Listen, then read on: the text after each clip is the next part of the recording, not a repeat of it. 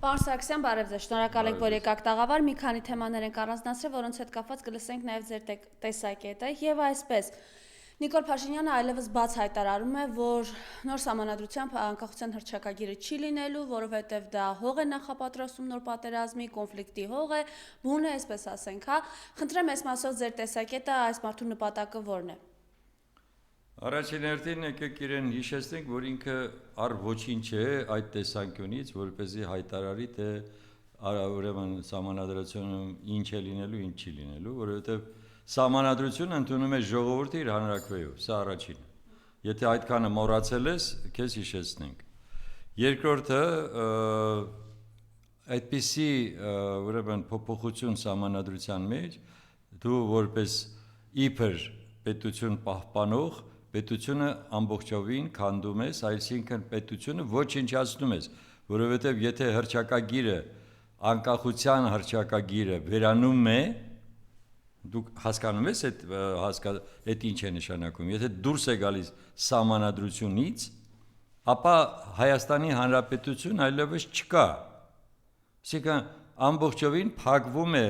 այդ էջը, որ Հայաստանը դուրս գալով խորհրդային միությունից իրեն հռչակել է անկախ հանրապետություն, որպես Հայաստանի Հանրապետություն, որտեղ դա հռչակագիրն է, մեր անձնագիրը, եւ այս պարագայում պետք է քաչ պարզ քեզ համար լինի, որ ժողովուրդը կորոշի պահի այդպիսի կետ սահմանադրությունում, թե ոչ, իսկ որ այսպես շտապում ես պետությունը քանդելու, ապա իհարկե մենք էլ պետք է շտապենք, որպեսզի իրոք այս փաստը քո այսպես ասած թելադրանքը, քո ցանկությունը ոչ մի դեպքում չիրականանա։ Սա ամենակարևոր հարցն է, ուրեմն կրկնում եմ, այսպես կոչված, երբ որ դուք խոսում եք անընդհատ, թե իբր պետություն եք պահպանում եւ զարգացնում, խաղաղություն եք բերել հանուն նրա, որպեսզի Հայաստանի Հանրապետությունը լինի եւ զարգանա, ապա դուք միայն այդպիսի մի քայլով ջնջում եք ամբողջ այս 35 տարվա պատմությունը, որը մեր ժողովուրդը թույլ չի տալու։ Դա բացառվում է, որպեսզի մենք հանդուրժենք նաեւ այսպիսի լկտիություն։ Ինչ է նշանակում կոնֆլիկտի հռչակագիր։ Ինչ է նշանակում։ Այսինքն, եթե հռչակագիրը նշում է, որ մեր պատմական, ուրեմն երազանքին մենք պետք է գնանք եւ իրականացնենք, դա նշանակում է, որ մենք կոնֆլիկտ ենք հրահրում։ Եթե մենք ուզում ենք, որ արդարությունը հաստատվի հայոց ցեղասպանության հետ կապված, մենք դրանով կոնֆլիկտի ենք գնում։ Եթե մենք աշխարհը մեզ ընդունում է եւ ընդունել է բացարձակ մեծամասնությունը, որ այո, Թուրքիան իրականացրել, Օսմանական Թուրքիան իրականացրել է ցեղասպանություն առաջին պատմության մեջ, ուրեմն դա աշխարհը չէր հասկանում, թե դա կոնֆլիկտ է, թե կոնֆլիկտ չի։ Չէ՞ որ կա միջազգային իրավունք, որը պետք է պահպանվի անգամ այս աշխարհում եւ որտեղ որ արդեն ամեն ինչ ոտնահարվել է։ Եվ այս պարագայում հրաժարվել նաեւ Արցախի հանրապետությունից։ Մի անգամ եւս ուզում եմ նորից կրկնեմ բոլոր այն բութերի համար, բութ մարդկանց համար, որոնք ուզում են այսպես ձև անեն, թե իրենք չգիտեն ոնց է ձևավորվել Արցախի հանրապետությունը։ Արցախի Լեռնային Ղարաբաղի հանրապետությունը հռչակվել է սեպտեմբերի 2-ին ի նշան նրա, որ Ադրբեջանի, այսպես կոչված ԽՍՀ Ադրբեջանը դուրս եկավ անօրինական ձևով, դուրս եկավ խորհրդային միության կազմից։ Իսկ որովհետև գործում էր օրենք 1990 թվականի ապրիլի 3-ին, 100 անգամ ենք ասել, բայց ասում եմ բութ մարդկանց համար պետք է նորից կրկնենք։ 1990 թվականի ապրիլի 3-ին ընդունվեց օրենք խորհրդային միության կազմից դուրս գալու կարգի վերաբերյալ, որտեղ հատուկ նշված էր, որ բոլոր նրա այն ինքնավար մարզերը, ինքնավար հաստատությունները, որոնք չեն ուզում դուրս գալ խորհրդային միությունից, իսկ հանրապետությունը, որի կազմում այդ պահին իրենք կան, իրավունք ունեն դուրս գալ այդ հանրապետության կազմից եւ մնալ խորհրդային միության կազմում։ Այսօրվանից այդ սեպտեմբերի 2-ից հռչակվել է Լեռնային Ղարաբաղի հանրապետությունը օրինական ճանապարհով։ Եթե դա օրինական չլիներ, ու ապա խորհրդային միության գերագույն խորհուրդը միանգամից կվերացներ այդպիսի որոշումը։ Ինչու, որովհետև դեռ գործում էր խորհրդային միությունը։ Ինչու, որովհետև Ադրբեջանը, նորից եմ կրկնում, անօրինական ճանապարհով դուրս էր եկել եւ իրավունք էր տվել Լեռնային Ղարաբաղի մարզին, դա էլ հատուկ շեշտենք էլի նորից այդ անգրագետների համար, երբ որ ձևավորվել էր Լեռնային Ղարաբաղի ինքնավար մարզը, ինքը ձևավորվել էր իր տարածքով, իր սահմաններով, իր ժողովրդով, իր իշխանությունով, այսինքն պետականության էլեմենտներ էր կրում։ Եվ այդ պետականության էլեմենտներին հիման վրա նա իրավունք ստացավ ընդհանրապես անկախանալ Ադրբեջանից, ինչի մասին մենք տարիներ շարունակ մենք ստեղծեցինք ի պաշտպանություն Լեռնային Ղարաբաղի Հանրապետության կազմկոմիտե 25 կազմակերպություն էին ընդգրկված դրանում եւ մենք անընդհատ եւ հետո ես որպես падգամավոր ազգային ժողովում ներկայացրեցի ուրեմն այդպիսի առաջարկ, որ մենք ընդունենք ոչ թե ընդունենք Լեռնային Ղարաբաղի Հանրապետությունը որպես անկախ հանրապետություն, այլ որպես անկախ Ադրբեջանից եւ Ադրբեջանի կազմից օրինական ճանապարհով դուրս գալու։ Ինչու այդպես էինք ձևակերպել, որովհետեւ դրանից հետո Լեռնային Ղարաբաղի ժողովուրդը, Արցախի ժողովուրդը իրավունք էր ստանում հանրաքվեով հայտարարել, որ միավորվում է Հայաստանի Հանրապետությանը։ Իսկ դրան վերաբերյալ նորից մի բան, որպեսզի պարզ լինի, որ էլի նորից էս ոնց են սրանց ասում պատոհասները։ Ուրեմն, որպեսզի հասկանան, որ երբ որ Լեռնային Ղարաբաղի Հանրապետությունը անգամ չճանաչված գոյություն ուներ, միակ կոնֆլիկտն էր, որի վերաբերյալ ձևավորվեց Մինսկի խումբը։ Մինսկի խումբը, որը ԵԱՀԿ Մինսկի խումբը եւ եռանախագահությունը։ Եվ դա նշանակում էր, որ միջազգային հանրությունը ընդունում է Լեռնային Ղարաբաղի ժողովրդի իրավունքը ինքնորոշվելու, իսկ ինքնորոշման իրավունքի արդյունքում նա իրավունք ուներ միավորվելու Մայր Հայաստանի հետ։ Եվ այդ պարագայում իդեպ արդեն Մայր Հայաստանի մաս էր կազմում, որովհետև այդ տարածքում գործում էր դրամը, բյուջեն ընդհանուր էր, հա, ընդհանուր էր եւ որովհետեւ ընդեղից էր գալիս տնտեսական արտադրանքը մենք մի օրգանիզմ էր, նույն բանը կարելի ասել, թե որ ասեց երեք խայտարակությունը հանրապետության վարչապետա կոչվում, ասում է մենք ձեզ վրա միլիարդներ ենք ծախսել, դուք չեք ծախսել, այ ընկեր։ Դա չի ծախսվել որպես, չգիտեմ, օտար ազգի վրա, քո ազգի մի հատվածին, եւ չի ծախսվել անվերապահ, նրանք էլ իրենց հերթին են ունեցել բյուջե լցնելու հնարավորություն, հազարավոր տոննաներով ծորեն էր գալիս Արցախից եւ այլն, արտադրանքը ահռելի արտադրանք կար։ Այդ նույնը ոնց որ ասես Շիրակի մարզի ժողովրդին ասես մենք ձեզ վրա միլիարդներ ենք ծախսել։ Նույն բանն էր, որովհետեւ այնտեղ գործում էր անձնագիրը Հայաստանի Հանրապետության, այնտեղ գործում էր բոլոր համապատասխան օրենքները եւ Լեռնային Ղարաբաղի Հանրապետության ղեկավարությունը անպայման գործում էր այս Հայաստանի կառավարության որոշումներին համապատասխան։ Այս ամբողջը եղել է, ինտեգրացիան իրականացվել էր մինչև քո գալը։ Եվ երբ որ գալիս է մարդ, որը ասում է թե ես զրոյացնում եմ, մենք 18 թվականին կարծելով, որ այս մարդը նոր է եկել, պետք է նրան ներկայացնել, մենք ներկայացրեցինք ամբողջ փաթեթը։ Ասացինք, որ նայեք, ծանոթացեք, որովհետև դուք շատ դրբությունների ծանոթ չեք, դուք չեք եղել բանակցային գործընթացում։ Բայց ում էինք ասում։ Զրոյացրեց դրանով իսկ ուղղակի փագեց Մինսկի խմբի էջը։ Եվ նաև հիշում եք ինքը ասում էր կարիք չունեն նախին ղեկավարներից տեղեկանալու բանակցային process-ից, ես Ալիևից կտեղեկանամ։ Եվ հասկանալի էր արդեն պետք էր մենք էլ միանգամից հասկանայինք, որ այս անձը եկել է որպեսզի Արցախը հանձնի, որովհետև եթե դու չես ուզում արդեն եղածի վրա բերես նորը, այսինքն դու եթե ինչ-որ մի բանի հետ համամիտ չէիր, շատ լավ, մենք էլ մի մադրիդյան սկզբունքների մեջ ունեինք մեր անհամաձայնությունը, բայց դա չէր նշանակում, որ մենք պետք է ասեինք վերացրեք մադրիդյան սկզբունքները, որովհետև այնտեղ ամեն առաջարկում եւս մեկ անգամ հիշեցնում եմ, բոլոր Մինսկի խմբի համանախագահների առաջարկներում անպայման եղել է այն կետը, որ Լեռնային Ղարաբաղի Հանրապետությունը ժողովուրդը իրավունք ունի ինքնորոշման իրավունքը իրականացնել։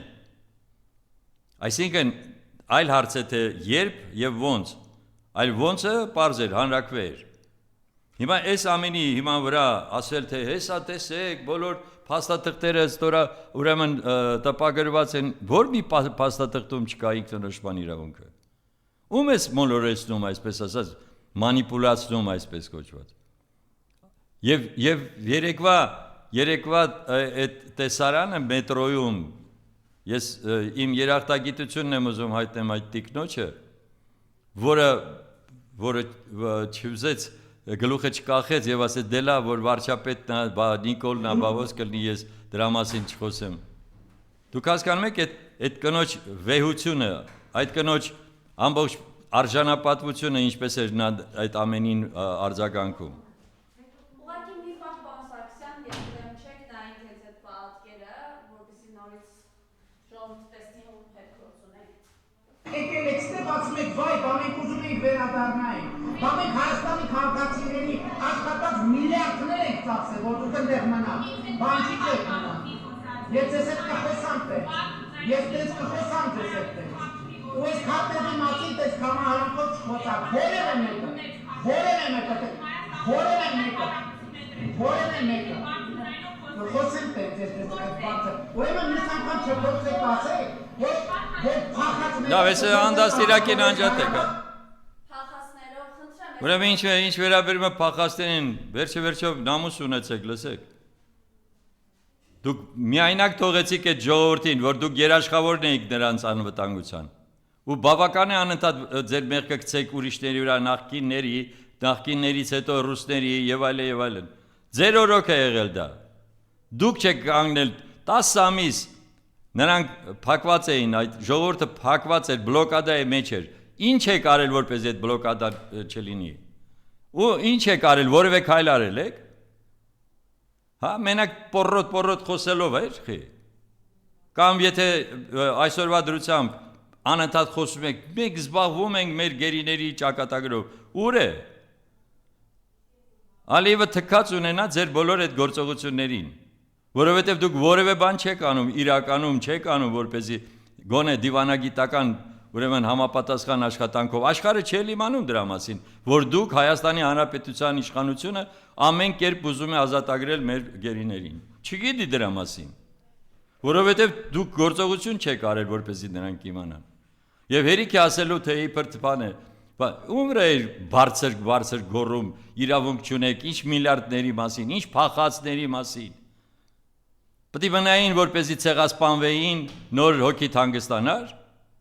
Այսինքն այդ մարդիկ պետք է մնային այդ տարածքում եւ Ալիևը պետք է յաթահանը հաներ նորից վերացներ մեր ժողովրդին, որ նոր հասկանայիք թե ինչ է կարել։ Ուրեմն այս ամենից հետո, այս խայտարակությունից հետո իրեն հարգող, մի քիչ իրան հարգող, եթե հարգում է մարդ իրեն, պետք է հեռանա իշխանությունից։ Չէ, բայց թողելա, չէ, այս աղջիկը իր հայրը մնացե կռիվա, չէ՞ դա։ Այո, իհարկե, խոսքը։ լսեք, զոհերը, որոնք եղել են։ Արեցին գազով պայթացրեցին, բենզինով պայթացրեցին, երեխաներին գլխատեցին, ծերերին, ի՞նչ է ուզած այս մարդու։ Ինչ է ուզած, այս վերջի քայլերով ասեցինք արդեն, պետությունը ոչնչացնել, ուրիշ ոչ մի բան նպատակ ինքը չունի,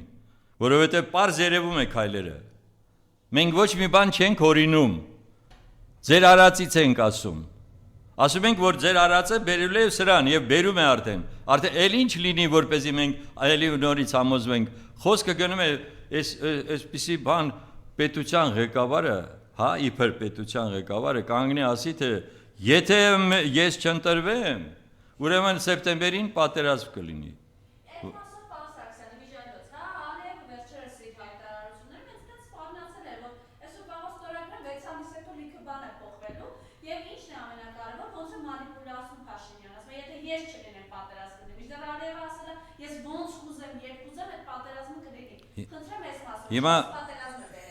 Հիմա եկեք այսպես։ Հիմա տարածաշրջանի հետ կապված։ Հիմա տեսեք թե ինչ է կատարվում մեր շուրջ։ Այս ամբողջը արվում է շատ խորը նպատակներ է դրված, որովհետև եթե որևէ մեկը մի քիչ գիտի թե ինչ է նշանակում քաղաքականություն եւ քաղաքագիտություն, պետք է մտածի թե իսկ հանուն ինչի Դոնալդ Տրամպը,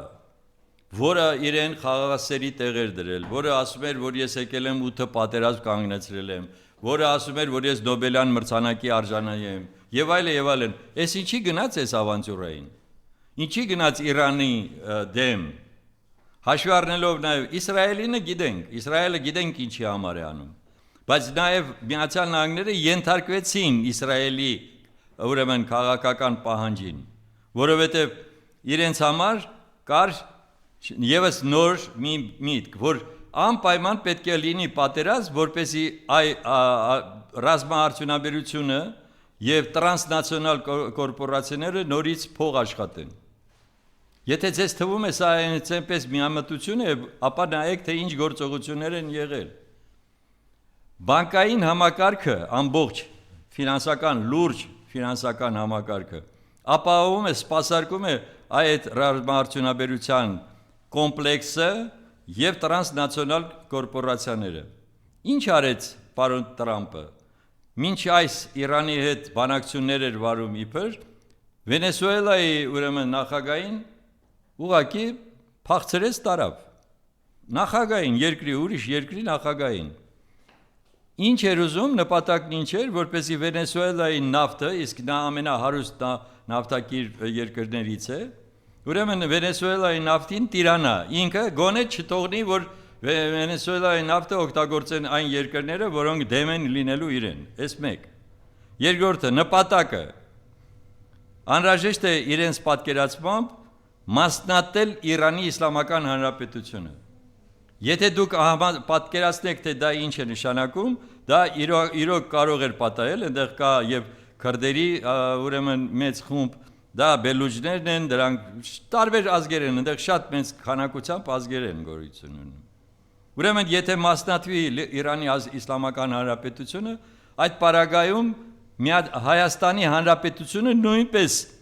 վերանում է, որովհետև միակ հնարավոր դաշնակիցը այս տարածաշրջանում, բացի եսի նկատի ունեմ այդ հարավի հետ կապված, Իրանի Իսլամական Հանրապետությունն է։ Ուրեմն այս պարագայում նաև 300,000 ազերիներին բերել Հայաստան։ Ինչ է նշանակում դա, ավարտել դեմոգրաֆիկ այս գործընթացը ի վնաս հայերի եւ դրանով փակել նաև Իրան-Հայաստան սահմանը, դրան է նաև ենթարկված այս Տրամպի այսպես կոչված ճանապարհը։ Ով չի կարողանում պատկերացնել այդ բոլոր նրբությունները, Աստված իրենց հետ։ Բայց ես ասում եմ նրանց, ովքեր որ հասկանում են, թե ինչ է նշանակում խորքային ուրեմն այդ դիվանագիտությունը։ Այսօր այդպիսի դիվանագիտություն վարեց Միացյալ Նահանգների այսօրվա իշխանությունը։ Եվ դրա հետևանքով ինչն էր գլխավոր նպատակը։ Անգլոսաքսերը միշտ երազել են, իսկ Իսրայելն էլ դրան իհարկե միայն համամիտ է, որպեսզի 300 տարվա այստեղի բալանսը, ուժերի բալանսը, հավասարակշռությունը խախտվի, որովհետև եթե Իրանը եւ Հայաստանը վերանում են լինել Ռուսաստանի դաշնակից, Ռուսաստանը ուզի թե չուզի հեռանալու է այս տարածաշրջանից։ Իսկ դրա հետևանքները սահմանների փոփոխությունն են, պետությունների համապատասխան ուրեմն թուլությունն է այն, որոնք որ ասում եմ արդեն այդ երկուսի եւ մեծ թուրանի գաղափարի իրականացումը, որովհետեւ որպեսզի եւս մի բան հաստատվի ձեզ համար, ուզում եմ այդ ամբողջ պարզությունը մտնի, Դիվենսը գնում է Բաքու Երևանից եւ այնտեղ հայտարարում, որ Տրամպի ճանապարհը, Տրամպի այս բանը, դա Ադրբեջանի երկու մասի միավորման ճանապարհն է։ Ձեզ ավելի պարզ ոնց ասեն։ Հայաստան չկա այդտեղ։ Այդ ճանապարհը, որը կոչվում է Տրամպի ճանապարհ, Ադրբեջանի երկու մասը, որը անօրինական է իմիջիալոց Նախիջևանը իրավունք չունեին նրանք վերացնեին ինքնավարությունը, դա էլ իր երթին, ուրեմն միավորում են, դա էլ նշանակում է, որ ստանում են տարածքային ամբողջովին մի հատ մեծ միջանցք, որը կընդլայնվի եւ Սյունիքը չի լինի այդ պարագայում, եւ Սյունիքի ունեցած հարստություններն էլ իրենք կտիրապետեն, Իսկ այնտեղ մեծ հարստություններ կան, գիտեք, մոլիբդենից, պղինձից եւ անգամ հավանաբար կարող է պատահի եւ ուրանից, ոսկուց եւ այս ամենի արդյունքում ինչ է լինելու է այն, որ Հայաստանի Հանրապետություն ոնց որ սա է ուզում ցանկություն ունի, այլևս վերանա։ Եթե այստեղ ուրեմն սահմանադրությունից հանում է հրճակագիրը, ուրեմն դրանով փաստացի, ասում եմ, ջնջում է մեր 35-ամյա այս պատմությունը, որովհետև օրինականությունից զրկվում է Հայաստանի Հանրապետությունը։ Դուք հասկանում եք դա։ Որովհետև ընդունվել է դա Գերագույն խորհրդի կողմից եւ դա ընդունվել է միամուռ։ Եվ այդ պարագայում արդեն ֆիզիկապես էլ չի գոյություն ունենալու, երբ որ այդ Տրամպի ճանապարհը դառնա իրականություն։ Մի կարծեք, այն ինչ որ իրանք ասում են, միլիոններ եք ստանալու, ես ինչ գիտեմ, տրանզիտը կբերի սա, նա, եթե իրականում էին ուզում այդ միլիոնները ստանալ, մենք ունեինք հիանալի նախագիծ, երբ որ արևելքը եւ ուրեմն արևմուտքը կարել էր միավորել մեզանով, մեր տարածքով, որպես տրանզիտային ճանապարհ, բայց այս ինչ որ անում են, սա լրիվ ուրիշ հարց է։ Ուլտիմատում է դրել Թրամփը, ասել է 48 ժամ եմ տալիս, եթե Հորմուզի միջանցքը չեք բացում, ամբողջ համակարգը ոչնչացնելու է։ Էներգետիկ համակարգը։ Էներգետիկ համակարգը ոչնչացնելու։ Գիտեք, երբ որ արդեն ես ուղղակի կարող եմ հիշեցնել, թե ինչ եղավ Վիետնամում, ինչ եղավ Կորեայում, ինչ եղավ Աֆղանստանում եւ այլ, որտեղ ամերիկացիները մտել են Իրաքում։ Այդ բոլոր տեղերում իրենք ուրեմն պարտվել են, բոլոր տեղերում պարտվել են, փաստացի պարտվել են, բայց բերել են մի ամբողջ ողբերգություն այդ ժողովուրդներին։ Նրանք ովքեր գիտեն, թե Վիետնամում ինչպես էր ընթանում այդ պատերազմը, ոնց էին նապալմով, բենզինի վառում, անտառները եւ ժողովրդին էին վառում։ Այդ դաժանությունները եղել է այս երկրի կողմից։ Այն սիրահարներին, որոնք որ ասում են այնտեղ, չգիտեմ, հիանալի կյանք է, հա, իրենց համար շատ էլ լավ կյանք է։ Բայց երբ որ դու ուրեմն ուզում ես քո նման դարձնես, իբր քո նման դարձնես մյուսներին, եւ տեսնում ես, որ իրենք քեզ հետ համաձայն չես, դու ասում ես, ես պետք է քեզ ոչնչացնեմ։ Որ իրավունքով։ Ուրեմն այս պարզեր բոլորս զգուշացնում էին, Իրանը քեզ համար անգամ Իրաք չի։ Իրանը քեզ համար Աֆղանստան չի։ Իրանը շատ լուրջ պետություն է։ Եվ միավորված ազգով, տեսեք, իրականում իհարկե մեծ ողբերգություն է ապրում մեր բարեկամ երկիրը եւ ժողովուրդը։ Բայց իրենք դիմադրում են, որովհետեւ հասկանում են, թե դրա ավարտը ինչ է լինելու, դա չի լինելու, բերելու է նրան, որ Իրանի պետություն չի լինելու։ Դրա համար իրենք պայքարում են եւ հասկանում են հանուն ինչի են պայքարում իրենց ազատության համար։ Իսկ պարոն Տրամփը այս ավանտյուրայում հաջողություն չի ունենալու, որովհետև այս ամբողջից հետո տեսեք Եվրոպայի անգամ այդ եվրոպական ՆԱՏՕ-ի երկրները ասում են դա մեր պատերազմը չի։ Ուրեմն ինչի է Իսրայելի հետ կապված, որովհետև Իսրայելը ունի մեծ ազդեցություն, պարզ պետք է ասենք, ամբողջ համաշխարհային բանկային համակարգի վրա։ Եվ դա բերում է նրան, որ ինքը հզորություն է ձեռք բերում, երբ որ խոսում է Վաշինգտոնի հետ, որտեղ այնտեղ էլ կա ահռելի հրեական լոբի։ Այս ամբողջը պետք է անընդհատ վերլուծել։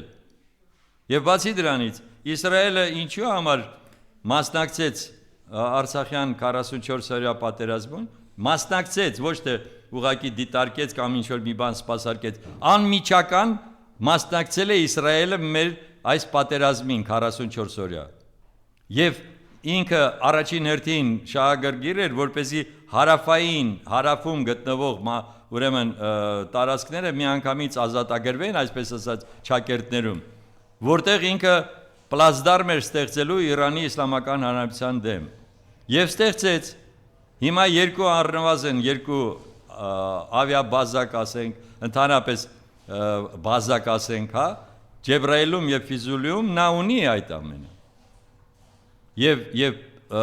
բացառված չի, երբ որ հանգարց Ալիևը փորձեց մի հատ հոխորտալ Իրանի դեմ եւ ստացավ պատասխանը,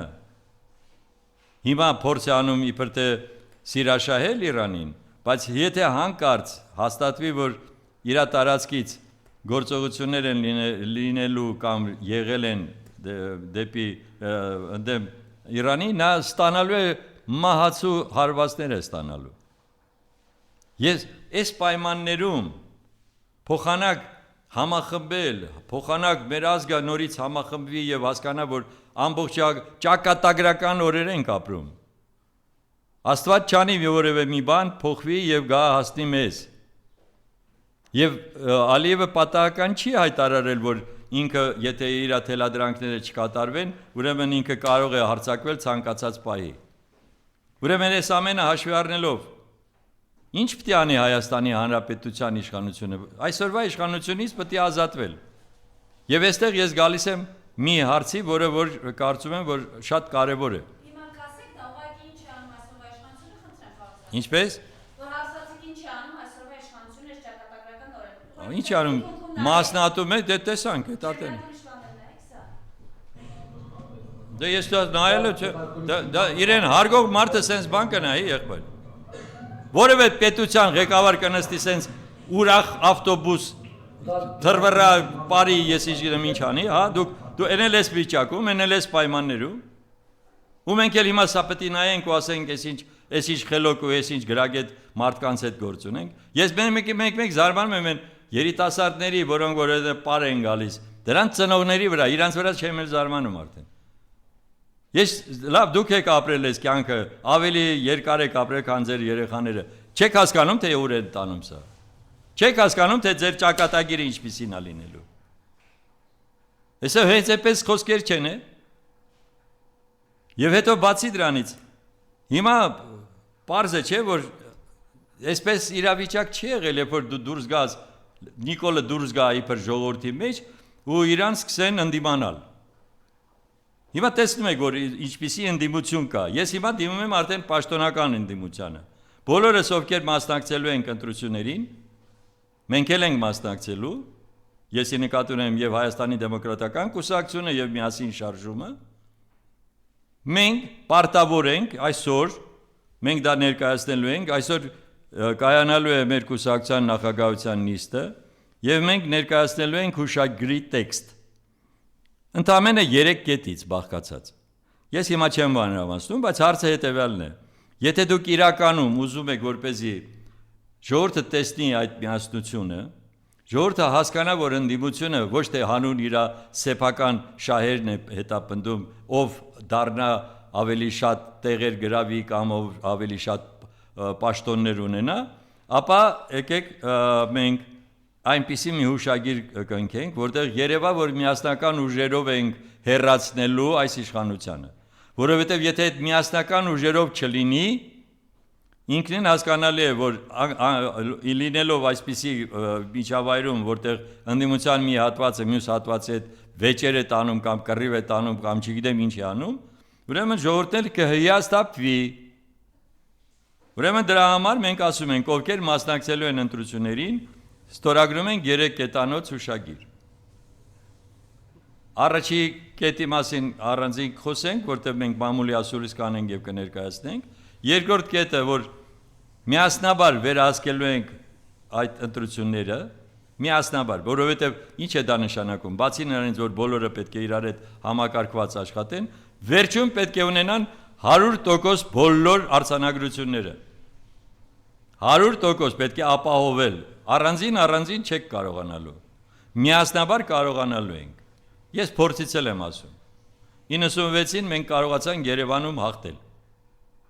որովհետև ամբողջական վերահսկում էինք այդ ընտրությունների ընթացքը, հիմա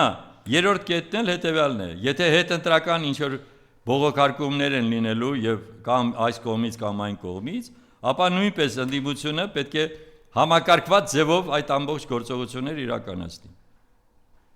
Սա պարզ առաջարկություններ են եւ նրանք ովքեր իրականում գտնում են, որ իրենք ընդդիմադիր են եւ չեն համագործակցելու, այսօր ես պարզ լսել եմ Գագիկ Ծառուկյանից, որը ասել է, որ ես բացառվում է համագործակցեմ այս իշխանությունների հետ։ Բայց էլի այդ պարագայում մյուսներն էլ կարող հայտարարում են པարզ է, բայց որպեսզի ամեն ինչը ավելի շատ հստակ լինի, այն որ ասում են մի հատ բարաթ ենք ստեղծում եւ ստորագրում ենք բոլորս։ Եվ որից հետո ժողովուրդն ասում է, հա, ես թե չէ ձեր բոլորիս խոսքերին առիլևս չեն էլ հավատում։ Եկեք այդ բարաթը ներկայացնենք, որպես փաստաթուղթ, կանքենք եւ ժողովուրդն իմանա, որ այո, ով որ չի կատարի այս իր ստորագրությունից կհրաժարվի, ապա արդեն ինքը ուրեմն ինչ որ գործարքի մեջ է մտնում։ Սա չեմ ասում միավորվել մի դաշինքով գնալ, չէ, դա արհեստական է։ Բայց երբ որ դուք այդպիսի գործողություններում նաև միասնաբար եք, առաջի կետն էլ հետևյալն է, լավ, որ շատ այսպես ասած չկարծեք, թե խորհրդավորություն եմ մտցնում։ Առաջի կետն էլ պարտավորվում եք, որ անցնելով խորհրդարան չեք ստեղծելու կոալիցիա, չեք մտելու այն կոալիցիայի կազմում, որում լինելու է քաղաքացիական պայմանագիր կուսակցությունը։ Եվ նաև կոալիցիա եք ստեղծելու ընդդիմադիր այն ուժերի հետ, որոնք որ ձևավորվել են, որովհետև առաջիկա 1-2 տարին մեծ փորձությունների տարի է լինելու։ Եվ նոր ձևավորված իշխանությունը պետք է կարողանա հաղթահարել շատ բաներ։ Եվ եթե կտոր լինի այս նույն ընդդիմությունը, ուրեմն կնշանակի մենք մեր հիմնական նպատակին չենք հասնի։ Դրա համար խոսքը գնում է նամասին, որ այո, պետք է ձևավորվի նաև նոր իշխանություն կոալիցիայի տեսքով, որովհետև եթե լիներ այդպիսի բան, որ ինչ-որ մի քաղաքական ուժ կարող է 50%-ից ավել հավաքի միայնակ, այդ ուրիշ հարց։ Միևնույն է, անգամ եթե կհավաքի 50%, ապա ինքը պարտադիր պետք է նաև միավորի մյուս քաղաքական այդ ընդդիմադիր ուժերին, որպեսզի ունենա նաև սահմանադրական մեծամասնություն։ Այնպես որ այս ամբողջը հիմա մեր առջև ծառացած խնդիր է եւ ժողովուրդն է մեզանից դա պահանջում եւ ես եւս մեկ անգամ ասում եմ այդ պարագայում ձայնը մեր բոլոր ընդդիմադիրների շատ ավելի ամուր կհնչի մենք կհասնենք նրան որ վերջապես սրբազան պայքարի զոհեր դարձած այսօր ովքեր որ հիմա բանտարկված են անօրինական ճանապարհով նույն Բագրատ Սրբազանը եւ այն մյուսները այնտեղի ժողովուրդը պետք է ազատվեն։ Իմիջիայլոց պարոն Սարգսյան, Բագրատ Սրբազանի նկատմամբ այս քինախնդրությունը ինչով է պայմանավորված, անգամ ԵԽԽՎ-ի ամբիոնից ինքը խոսեց Սրբազանի մասին, խնդրեմ։ Շատ պարզ բան է, որովհետև Բագրատ Սրբազանը ցույց տվեց ինչպիսին է իր տոկունությունը, ցույց տվեց, որ ինքը գաղափարի մարտիկ է, հասկանում եք, ինքը գաղափարի մարտիկ է, ինքը հոգևորն է առաջ բերում, ինքը բերում է ինքնության հաստատումը, ինչպես իդեպ ասած հայ առաքելական եկեղեցու մյուս բացի այդ տիրադավներից բոլոր մյուսները, բայց Բագրատ Սրբազանը դարձավ օրինակ, եւ դրա համար նույնը իհարկե ես Միքայել Սրբազանի մասին կարող եմ ասեմ, Արշակ Սրբազանի վեհապարի վերաբերյալ, վերջով բոլորը պետք է հասկանան, որ ամենայն հայոց կաթողիկոսը այս խայտարակությունը, որը հիմա մենք բոլորս ենք ապրում, երբ որ ախր վարչապետի պաշտոնում մարդ ես դարձել ես, վարչապետի պաշտոն ես գրավել։ Ասում ես, ես նրան կաթողիկոս չեմ համարում։ Առաջինը, եթե դու Նիկոլ Փաշինյանն ես, այդ քո անձնական գործն է, բայց եթե դու վարչապետն ես, դու այդ իրավունքը չունես, դու խախտում ես օրենքը, բացի այդ ամենից, հազարավոր մարդիկ չեն ճանաչում քեզ որպես վարչապետ, բայց հաշվի են նստում այն փաստի հետ, որ դու այսօր այնտեղ այդ աթոռին նստած ես։ Որ իրավունքով ես դու ասում, ես չեմ ճանաչում, ուրեմն նա չի գնալու, ուրեմն հուղարկավորության բարեկամ երկիր, որտեղ ուրեմն վախճանվել է իրենց կաթողիկոսը։ Սրանից վեր խայտարակություն չի լինում ախր ժողովուրդ ջան։ Ես ուրեմն այն մարդն եմ, որը ինչ ուզեմ այն էլ անեմ։ Մատ թափտամ կնոջ վրա, գորգորան վրան, ասեմ, որ դուք փախած եք, ինչ եք փախել, միլիարդավոր բաներ ենք ծախսել մեր ժողովրդի։ Որ ժողովրդի, իսկ այն մեր ժողովուրդը չէր։ Այդ ոնց մի անգամից հրաժարվեցիր, որ արցախցիները մեր ժողովուրդը չեն։ 5 ամիս առաջ էլ կամ 5 տարի առաջ էլ գոռում էիր, որ Արցախը Հայաստան է եւ վերջ։ Այն ժամանակ ուղեղում չկար, որ Հայաստան չի լա դեռ։ Եվ ընդհանրապես ոնց եղավ, որ հանգարց Արցախը, որը իսկապես Հայաստան էր, քորոք դարձավ ոչ Հայաստան։ Եվ հիմա խոսել հետո էլ ասել ես տենց բառեր չեմ ասել, լավ, օրվա մեջ կարելի է 10 անգամ փոխել քո ասածները։ Այնպես որ մենք հիմա ես ուզում եմ եզրակացնեմ հետևյալ կերպ։ Այստեղ լուրջ խնդիրներ են դրված։ Ես արդեն մի քանիսի վերաբերյալ ասեցի, պատրաստ եմ իսկապես խոսել բանավեճի տեսքով ցանկացած իրենցից մեկի, իհարկե մենակ եթե ինքն է այդպես ասած բանախոսը, բայց խնդիրը հետևյալն է, Հայաստանի Հանրապետության ժողովրդին ես բոլորին պարզ ասում եմ, եթե մենք համաձայնվեցինք, որ Հայաստանի Հանրապետության սահմանադրությունում չլինի հռչակագիրը, ուրեմն կնշանակի մենք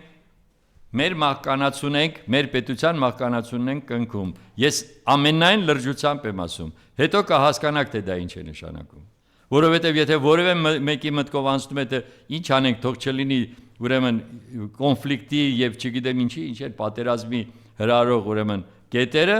ուրեմն այդ դեպքում Հայաստանի Հանրապետությունը կփրկվի։ Չկա տենց բան։ Եթե դու ինքդ քո սեփական շահերը չես պաշտպանում, թշնամին օգտվում է դրանից։ Իմիջիալոս պարոն Սարգսյան, այդ դրվագի հետ կապված մետրոյում խայտարակության հետ կապված 4 պատերազմ է բերել ու այսպես բղավում է հայ կնոջ եւ նրա երեխայի ներկայությամբ, ինչն է հատկանշական, որ Միքայել Նահապետյանը գրել էր, որ հիշում եք Ծիծեռնակաբերդում, երբ Աննա Հակոբյանը իր դստեր հետ բարձրացել էր եւ միջադեպ տեղի ունեցավ, եւ քաղաքացիները բղավում են, որ դուք ցեղասպանություն ուրացողներ եք, այս բղավոցի վերաբերյալ հետապնդվող մարդ կա, այսինքն դատվող մարդ կա այսօր խուլիգանության հոդվածով։ Եվ հիմա այս նույն պատկերն ենք մենք տեսնում եւ իմիջիալս նաեւ հարց է առաջանում, օ երեխան լաց եղավ, Նիկոլ Փաշինյանի երեխան արտասվեց, այս ինչ ձեզ թույլ տվեցիք։ Այս մասով էս խոսացողները բա հիմա ուր են։ Այս խոսացողները շատ պարզ մարդիկ են, շատ պարզունակ մարդիկ են։ Այս մարդիկ ցանկացած իշխանության կողմնակից են։ Ես ես կարող եմ ասեմ այն նրանք, ովքեր հիմա գորգորում են, որ իբրտե Նիկոլից լավը չկա, այդպիսին են եղել եւ Լևոն Տեր-Պետրոսյանի օրոք, եւ Ռոբերտ Քոչարյանի եւ Սերժ Սարգսյանի։ Ես ես հավատացնում եմ, այդ շերտը եղել է եւ լինելու է։ Իսկ խուլիգանության հոդվածով, որը ուրեմն հետապնդվել է, հիմա քո արարքն էլ թող իրավապահները նաեւ գնահատականը տան։ Թող տան, որովհետեւ այն ինչ որ ասվել է, հա, հարգեք ուրեմն այդ ինչ է դրա Հայաստանի Հանրապետությունը այդպիսի ձևով չեն դնում իրանց ուրեմն լացկանի վրա։ Այլ Հայաստանի Հանրապետությունը պահպանում են եւ զարգացնում են եւ թույլ չեն տալիս, որ թշնամին մի սանտիմետր հող գրաված մնա մեր երկրում։ Այդ դա է հանրապետության ղեկավարի իրավասությունը։ Եթե դու այդքան թույլիկ ես, դու այդքան չես կարողանում ապահովես քո պետության անվտանգությունը, իրական անվտանգությունը, ապա իհարկե դու պետք է թողնես հեռանաս, որովհետև դու չես կարողանում։ Հասկանում եք, խնդիրը այսպես է դրված, ոչ թե հնարավոր չի, այլ չես կարողանում, որովհետև եթե դու չես կարողանում, դա չի նշանակում, որ ոչ ոք չի կարող։ Այս սկզբունքը պետք է միշտ աշխատի մեր ժողովրդի ուղեղում։ Եթե մեկի մոտ չի ստացվում, դա չի նշանակում, որ դա հնարավոր չի։ Եվ կա ընտրություն։ Եվ այդ ընտրությունը կարևոր հանգամանք է։ Այդ ընտրության շնորհիվ մենք նորից փոխելու ենք այս իրավիճակը։ Եվ ոչ մի պատերազմ չի լինի, երբ որ թշնամին տեսնի, որ մենք համախմբված ազգ ենք, երբ որ թշնամին տեսնի, որ մենք իրեն նույնպես այնպիսի անդառնալի կարող ենք, անդառնալի վնաս հասցնենք, կարող ենք, ոչ թե կհասցնենք։ Ինքը անպայման կզսպի իր ախորժակը։ Բայց երբ որ նա տեսնում է, որ գործ ունի նրանց հետ, ովքեր որ ասում են ինչ ուզում ես արա, մենակ թե թող մենք այստեղ իշխանություն մնանք, ապա ցանկացած պահի իր բոլոր ցանկությունները կիրականացնի։ Սա է գլխավոր հարցը։ Դրա համար ես նորից կրկնում եմ, այստեղ անհրաժեշտ են լուրջ քննարկումներ, այստեղ անհրաժեշտ են լուրջ քայլեր եւ ամեն մեկը թող չկարծի, որ ինքը վերին արտի ծորենն է ու վերջ։ Էտել եմ ուզում զգուշացնեմ բոլորին, որ իրենք ամենակարողն են։